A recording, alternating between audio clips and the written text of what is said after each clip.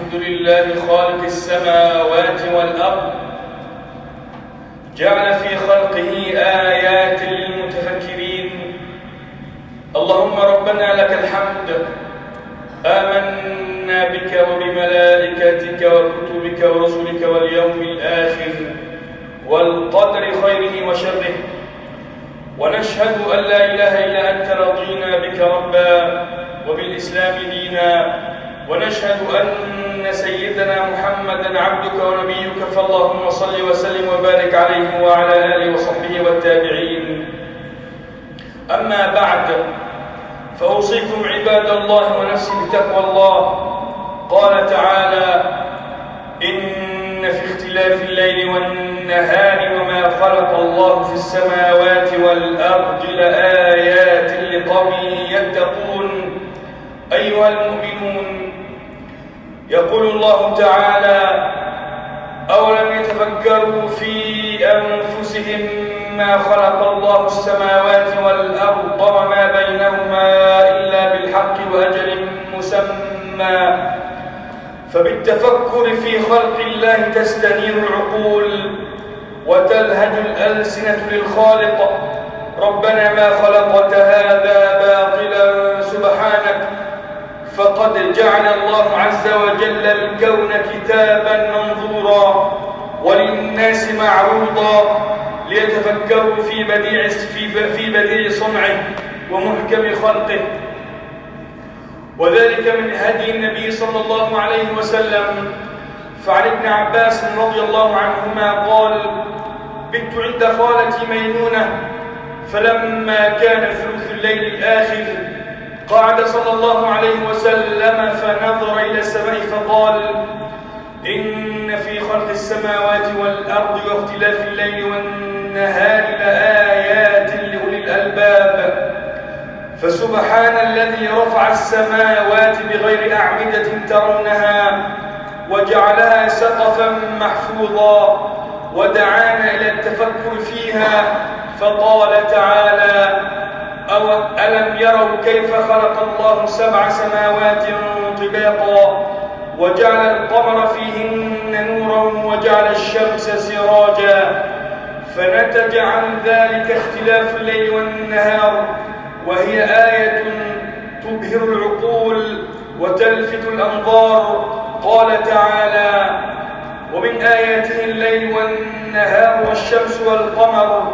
فسبحان الخالق العظيم وتبارك المدبر الحكيم. قال عز وجل: الذي جعل في السماء بروجا وجعل فيها سراجا وقمرا منيرا، وهو الذي جعل الليل والنهار خلفة لمن أراد أن يذكر أو أراد شكورا.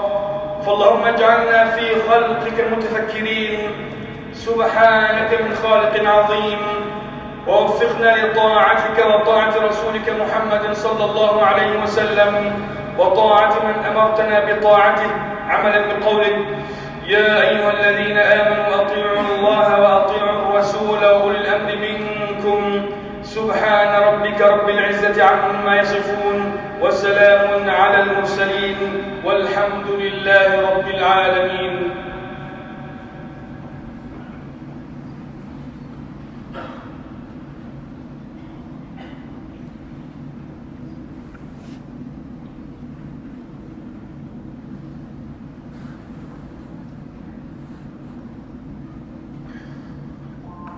الحمد لله الخالق العظيم البارئ الحكيم، والصلاة والسلام على سيدنا ونبينا محمد وعلى آله وأصحابه والتابعين. أيها المؤمنون المتفكرون في خلق الله، قال الله تعالى: وفي الأرض آيات للموقنين. فكل متفكر مستبصر ومتأمل متدبر يرى أن الله خلق الأرض مستقرة في ذاتها متوازنة في مواردها. قال عز وجل: والأرض مددناها وألقينا فيها رواسي وأنبتنا فيها من كل شيء موزون. والإنسان مسؤول عن الحفاظ على استقرار نظامها واعتدال مناخها واستدامة مقدراتها واستثمار خيراتها، فقد هيأها الله عز وجل وبسطها وجعلها ممهدة وأودع فيها من الخيرات، وأنزل الماء فأنبت به من كل الثمرات. قال تعالى: ينبت لكم به الزرع والزيتون والنخيل والأعناب ومن كل الثمرات إن في ذلك لآية لقوم يتفكرون. وحثنا عز وجل على التفكر في خلق الإنسان، فقال سبحانه: وفي أنفسكم أفلا تبصرون. فخلقنا في أكمل صورة وأحسن تقويم. قال تعالى: لقد خلقنا الإنسان في أحسن تقويم. فتبارك الله أحسن الخالقين. ثم تفكروا في اختلاف صوركم وألوانكم وألسنتكم ولغاتكم. قال سبحانه: إن في ذلك لآيات للعالمين. فليتفكر المؤمن في عظيم خلق الله له وبديع تكوينه، وليتأمل الغاية من وجوده، وليعمل على تحقيق مراد الله منه. هذا، وصل اللهم وسلم وبارك على سيدنا ونبينا محمد صلى الله عليه وسلم وعلى آله وصحبه أجمعين. وارض اللهم عن الخلفاء الراشدين أبي بكر وعمر وعثمان وعلي، وعن سائر الصحابة الأكرمين.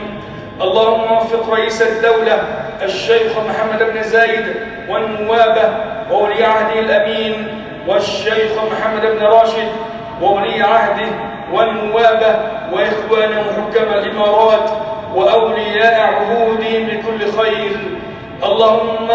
اللهم ارحم الشيخ زايد والشيخ راشد والقادة المؤسسين، والشيخ مكتوم والشيخ خليفة بن زايد والشيخ حمدان وشيوخ الإمارات الذين انتقلوا إلى رحمتك، وأدخلهم بفضلك فسيح جناتك، واشمل شهداء الوطن برحمتك وغفرانك. اللهم اغفر لآبائنا وأمهاتنا. اللهم ارحم المسلمين والمسلمات الأحياء منهم والأموات. عباد الله، اذكروا الله العظيم يذكركم، واشكروه على نعمه يزدكم. وآخر دعوانا أن الحمد لله رب العالمين. وأقم الصلاة.